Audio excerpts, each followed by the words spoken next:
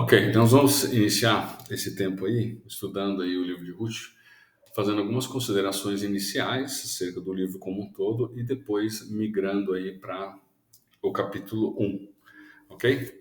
Então vamos lá, vamos ver o que a gente consegue obter nesse tempo que a gente está estudando. A primeira coisa que eu quero mostrar para você é um contraste, quem traz esse contraste no seu comentário é o Thomas Constable, entre os dois únicos livros da Bíblia que recebem o nome de mulheres, que é o livro de Ruth e o livro de Esther.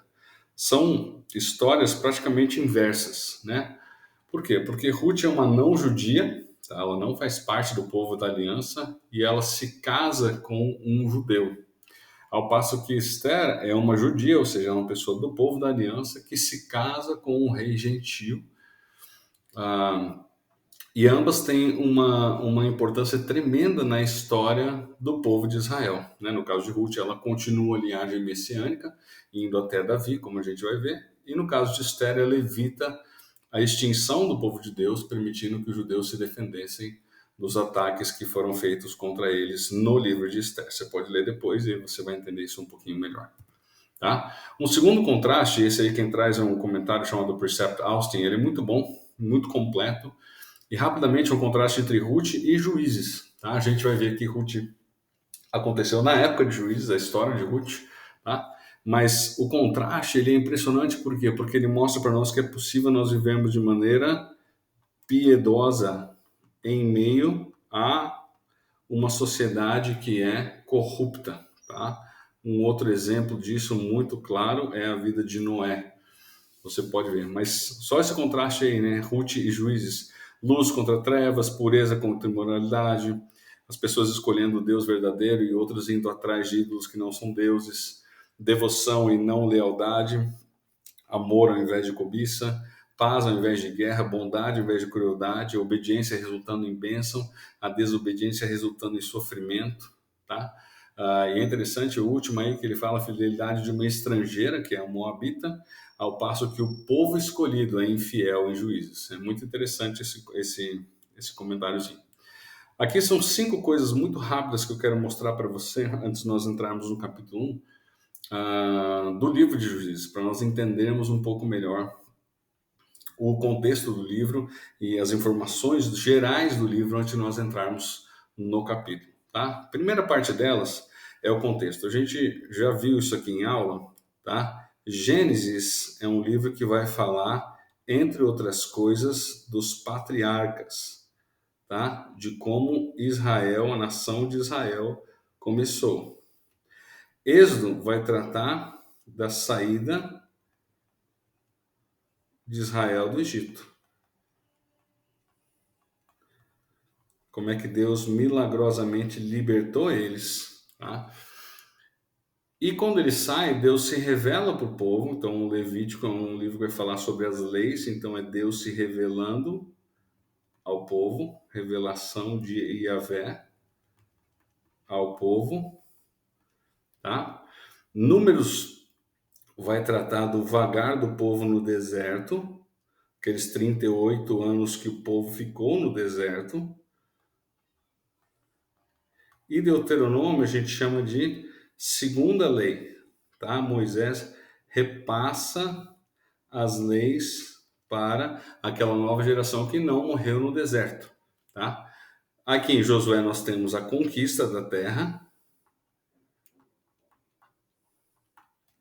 Em Juízes e Ruth nós vemos um período aí de cerca de, no caso mais específico de Juízes, de 300 anos entre a conquista da terra e a instituição da. Vamos ver se eu consigo desenhar aqui bem bonitinho aqui. Ficou péssimo. Isso aqui é uma coroa, tá? A monarquia.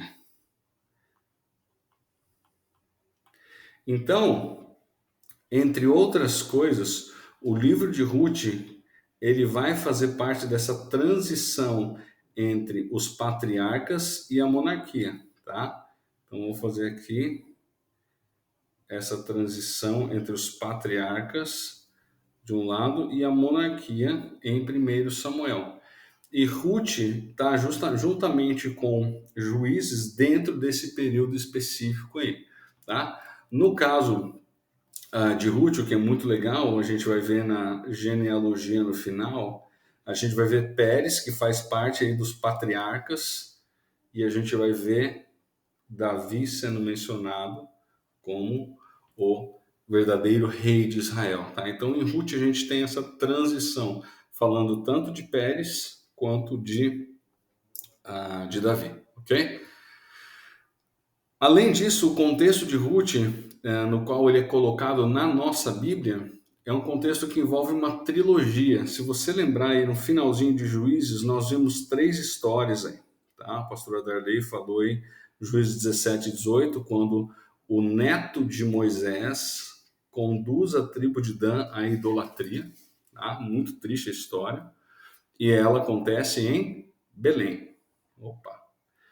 Nos capítulos, desculpa, 19 e 21, a gente tem uma segunda história, que é a triste história da concubina, que vai levar quase à extinção da tribo de Benjamim, e ela também ocorre em Belém.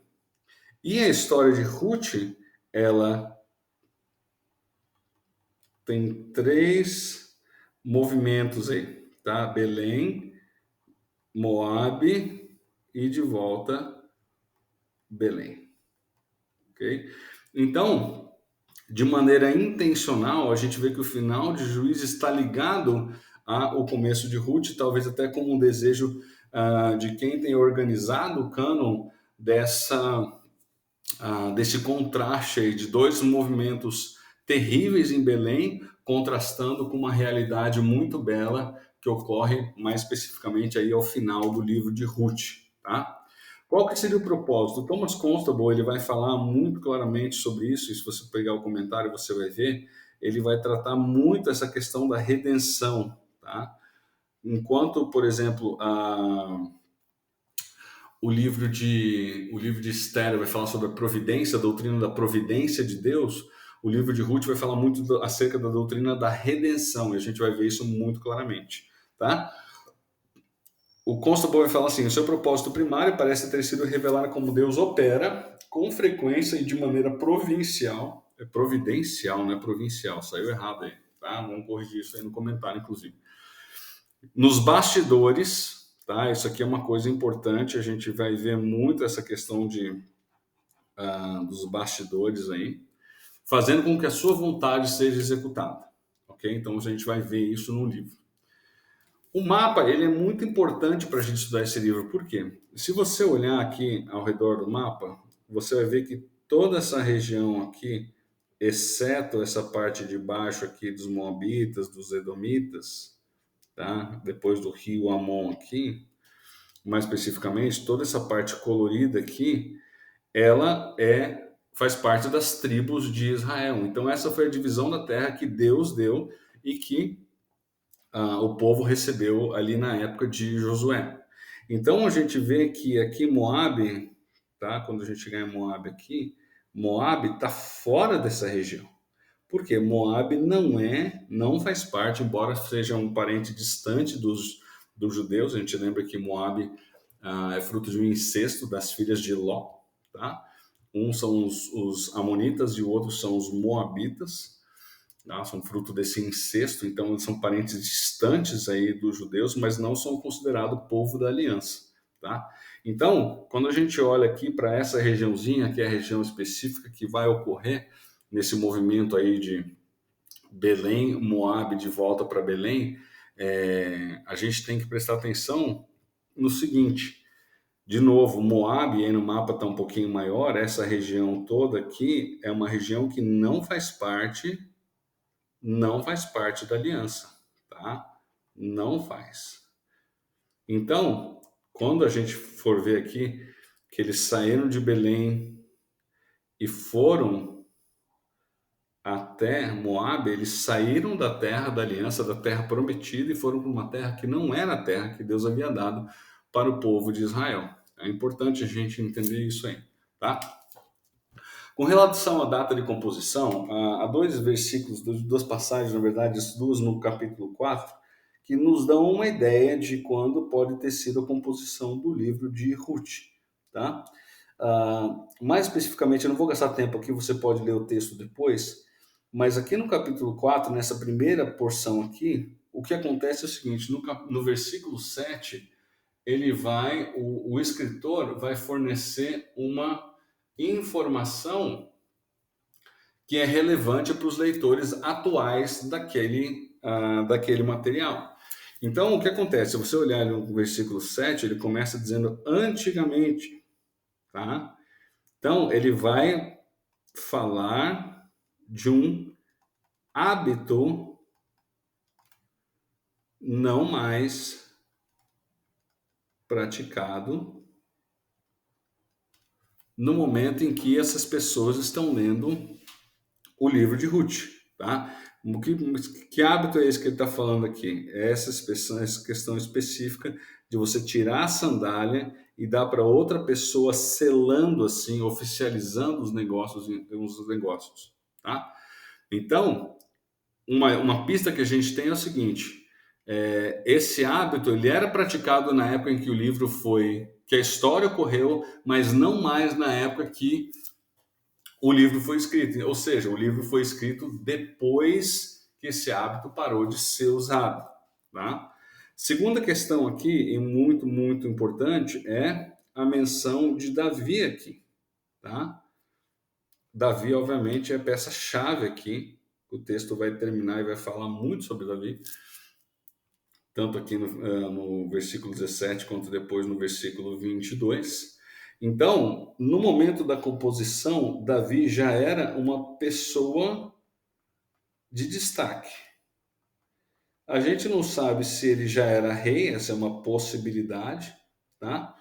Ah, ou, no caso ali de ter sido Samuel o seu escritor, o que também é uma possibilidade, a gente vai ver a seguir. No momento em que Samuel unge Davi, ele já sabe que Davi vai ser o futuro rei. Então, Davi já é uma pessoa de destaque, pelo menos para Samuel, ok? O Constable vai citar uma proximidade de datas aí entre a magistratura aí de Sansão e o ministério de Samuel. Então, seria entre essa data próxima aí, desses 20 anos aí, de 1105 a.C. a 1085 a.C. Essa é uma possibilidade interessante para o momento em que a história de Ruth aconteceu, tá? Não necessariamente o momento em que ela foi composta, tá? Isso aqui diz respeito à história de Ruth, tá? E não especificamente a data de composição, tá bom? Essa é a estimativa de quando a história aconteceu. Há um resumo interessante, quem dá esse resumo aqui é o Scofield, eu não vou gastar muito tempo com ele, você pode dar um pause e depois olhar com calma, e há uma progressão, tá? Deixa eu colocar aqui, há uma progressão, se você for olhar, dos versículos 1 a 4. Só um segundinho.